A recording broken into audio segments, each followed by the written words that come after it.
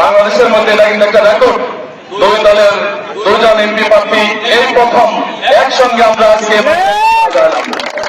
সর্বোপরি আমার বিশ্বাস আমরা নির্বাচন পর্যন্ত আজকের এই মাঠ থেকে যে যাত্রা শুরু করলাম, নির্বাচনের শেষ চূড়ান্ত পর্ব পর্যন্ত দুজনের গতি একই সঙ্গে একই কাতারে একই মিল রেখে রাখার প্রতিশ্রুতি দিয়ে আমি আমার বক্তব্য শুরু করছি।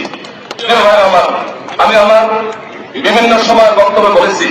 আমাদের মেয়র মহোদয় বলেছেন বড়াইগ্রামকে ডিভাইডেশন, বড়াইগ্রাম সকল দেখতে উপজেলা।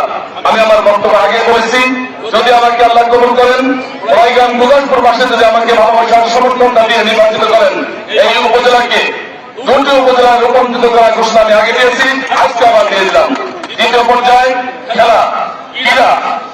আজকের মাদকাসক্ত যুবকদেরকে মাদক মুক্ত সমাজ গঠনে এই খেলার বিকল্প নাই। ক্রীড়ার